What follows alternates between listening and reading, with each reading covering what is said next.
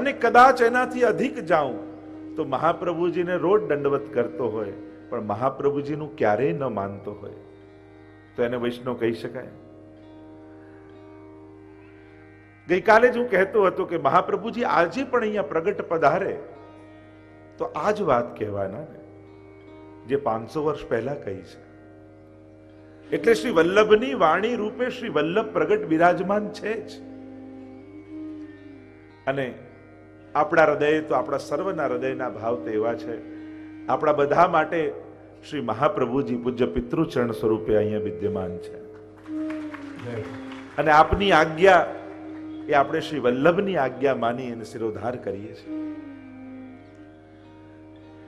વ્રજધામ નિમિત્ત બની વિશ્વના કેટલા પરિવારોમાં વૈષ્ણવતાની સુગંધ પસરાવી છે. આખો પરિવાર વચ્ચે મને કોઈ પૂછતું હતું કે યુવાન રહેવું હોય તો શું કરવું, તો મેં એને એ જ કહ્યું કે મોટાઓ જોડે રહેવા જતા રહેવું. સીધો સાધો ઉપાય. તમે સદા યુવાન જ લાગો. આપણી ઉંમર કેટલી થઈ વડીલો જોડે રહેતા હોય ને તો આપણને ખબર જ ન પડે. પણ જ્યારે આપણે બાકી જવાબદારી સંસારની લઈ લઈએ ને તો નાની ઉંમરમાં ઘણા મોટા જેવા થઈ જઈએ. પૂજ્ય પિતૃચરણનું એ છત્ર અમારા ત્રણેય ઉપર સદાય વિરાજમાન છે. અને એક પુષ્ટિમાર્ગીય આચાર્ય, એના 3 પાસાઓ જીવનના હોય. એક, એનું કર્તવ્ય વૈષ્ણવ પ્રતિ હોય. બીજું, એનું કર્તવ્ય નિજ ભગવત સ્વરૂપ પ્રતિ હોય, પોતાની ભક્તિ સ્વરૂપે. અને ત્રીજું, પોતાના પરિવાર રૂપે, એની જવાબદારીઓ રૂપે. કારણ કે આપણે ત્યાં ગ્રહસ્થ પરંપરા છે, વંશ પરંપરા છે.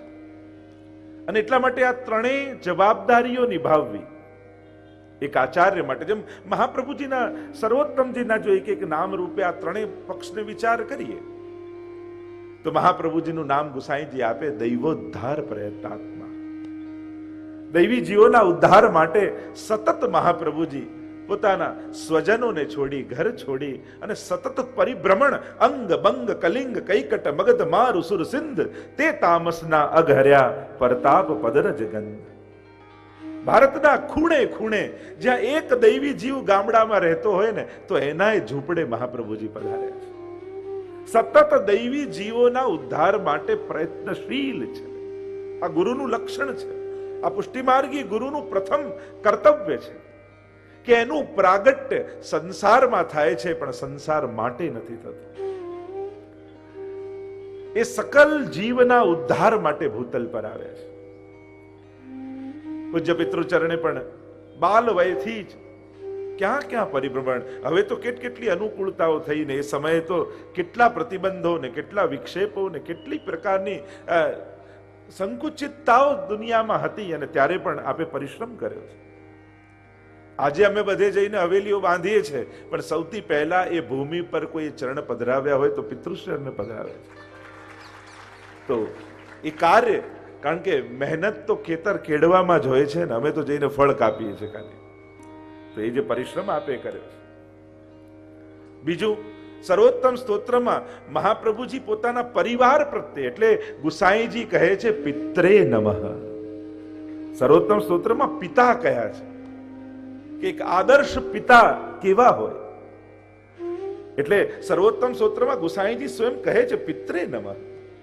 હું મારા પિતાને વંદન કરું છું. એ ગુરુ તો છે, આચાર્ય છે, પણ એક પિતા છે. ગુરુવે નમઃ કયા અને પિત્રે નમઃ પણ કયા. તો એ રૂપે પણ આપશ્રીએ સદાય માર્ગદર્શન આપ્યું છે. અને ત્રીજું કર્તવ્ય, પ્રતિક્ષણ નિકુંજસ્થ લીલા રસસ્સુ પૂરિત અથવા જનશિક્ષા કૃતે કૃષ્ણ ભક્તિ. અનેક અનેક નામો આપી શકાય. શ્રી કૃષ્ણ હાર્દવિદ, પોતાના નિજ પ્રભુ માટે યા નિજ ભક્તિમાં એટલા જ લીન. પિતૃચરણ ભલે આટલા મોટા કુટુંબની વચ્ચે રહે છે પણ એમને નિરખો ને તો એ ક્યાંય લેપાયેલા નથી. એ ગમે તે થાય પણ એમને ક્યાંય એમાં તમને એમ ન લાગે કે એ વહી ગયા લાગે. કે સતત આપણને એમ લાગે કે દ્રષ્ટા ભાવે જોઈ રહ્યા છે. તો એવી આપની કૃપા, મૂળ વાત આપણે તો સોળસ ગ્રંથ પર જવાનું છે, પણ વિષય નીકળ્યો કારણ કે અનેક અનેક પાસાઓ ને અનેક અનેક પહેલુઓથી કોઈ વસ્તુનું નિર્માણ થતું હોય. અને વિશેષતા એ કે આજે પણ કોઈ નાનું બાળક પણ આપને કોઈ સજેશન આપે ને કે એના કરતા આમ કરીએ તો સારું, અને જો યોગ્ય હોય તો તુરંત સ્વીકારી. આ વિશેષતા. મોટાઓના મન પણ મોટા હોય છે, અને એ જ મોટો જેનું મન મોટું હોય, वो बड़े खामोश बैठे रहते हैं, वो बड़े खामोश बैठे रहते हैं, पर जो बड़े होते हैं वो बड़े ही रहते हैं. એ ભલે કઈ બહુ મોટું બોલે નહીં, બહુ વધારે વાત ન થાય, પણ મોટાઓ મોટા જ રહે. અને મોટાઓ મોટા બન્યા રહે એના માટે નાનાઓની ફરજમાં આવે છે કે મોટાઓને એમની મોટાઈમાં રાખવા, કે એમના મોટા સ્થાન પર રહે, એ નાનાઓનું કર્તવ્ય છે. જો સત્સંગ કરવા આપણે ભેગા તો થયા છે, પ્રભુની કૃપાનું પ્રમાણ સત્સંગ છે, પણ વિશેષ કૃપા જો ભગવાન સાધન આપે, સુખ આપે, સગવડતા આપે, એ એટલી વિશેષ કૃપા નથી. પણ ભગવાન સમજણ આપે ને, એ બહુ મોટી કૃપા ઠાકોરજીની છે. કારણ કે આ બધું જ ઘણા પાસે હોય છે, પણ ભગવાને એને સમજણ નથી આપી હોતી ને, તો પોતાના હાથે દુઃખો ઉભા કરી લેતો હોય માણસ. આટલી અનુકૂળતાઓની વચ્ચે પણ માણસ દુઃખ પોતે ઊભું કરી લે. અને સમજદાર વ્યક્તિ હોય ને, એ વિકટ સંજોગોમાં પણ પ્રસન્ન રહી શકે છે, એની સમજદારીને કારણે. એટલે સત્સંગ છે ને, એ સમજ આપે છે. ઘણીવાર જીવનમાં ભગવાન એવા એવા પ્રશ્નો મૂકી દેતા હોય આપણી સામે, કારણ કે આચાર્યોનું કામ શું? ભગવાનને લોજિકલી સાચા સાબિત કરવા સંસારમાં. એટલે ઘણીવાર એવા ભગવાન અમારી આગળ પ્રશ્નો મૂકી દે, એવા એવા સંજોગો લોકોના જીવનમાં આવી જાય, ત્યારે પ્રશ્નો કે ભગવાન આવું કેમ કરે, આવું કેમ થાય? એટલે ઘણીવાર પ્રભુને કહીએ કે ભગવાન આવી કેમ પરીક્ષા મારી લો છો? કારણ કે અમારા બધાનું કાર્ય આચાર્યોનું એ કે લોજિકલી ભગવાને જે કાંઈ કર્યું એ સારું જ કર્યું છે, એ સંસાર આગળ સાબિત કરીને સંસારને આપ.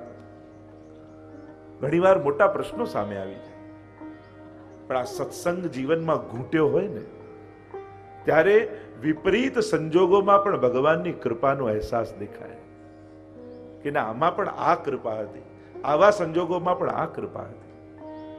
આ સત્સંગ સમજણ આપે છે. અને હું તો હંમેશા કહું, અહીંયા કોઈ વક્તા કે શ્રોતા નથી, આપણે તો ભેગા મળીને સત્સંગ કરવાના છે.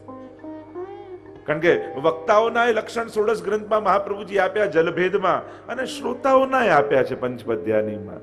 એટલે વક્તાઓના શોધવા જાઓ તો હું કદાચ બોલવાને લાયક નહીં રહું, અને તમે લોકો સાંભળવાને લાયક નહીં રહો.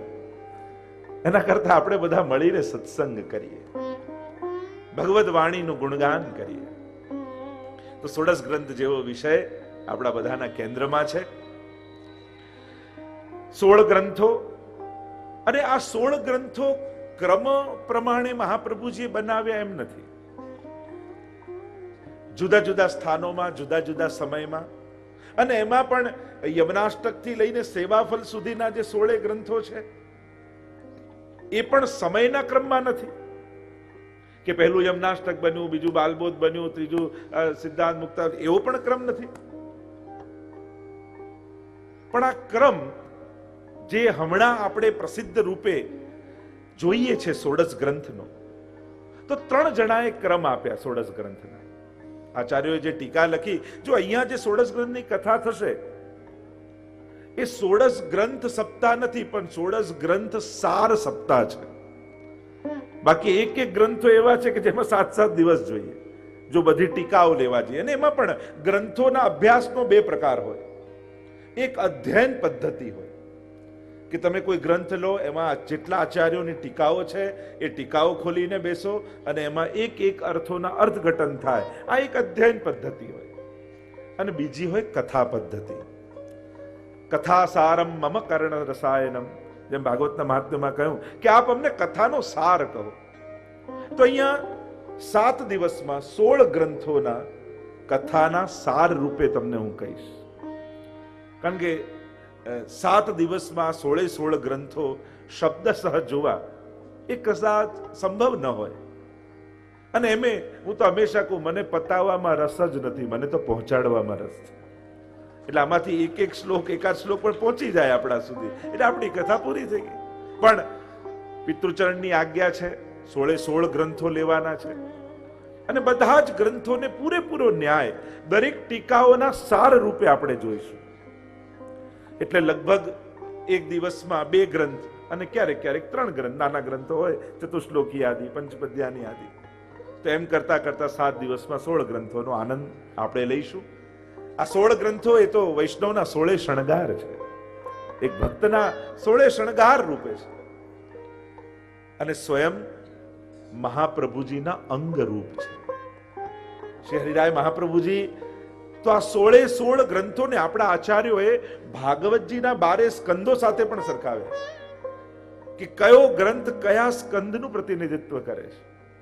અને શ્રી હરિરાય મહાપ્રભુજીએ તો આ 16 ગ્રંથોને શ્રી વલ્લભના શ્રીઅંગ રૂપ કયા છે.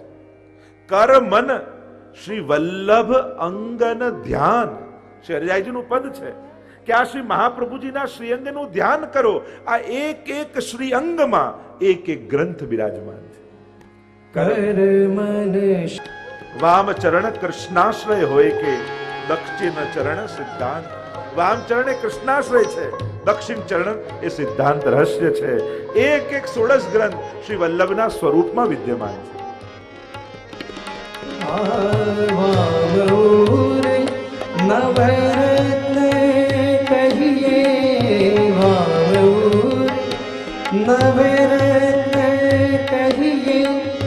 દક્ષિણ ઉરુ ભક્તિ વર્ધિ નિશાન. કેવી શોભા સુંદર શ્રી અમનાજીની છે.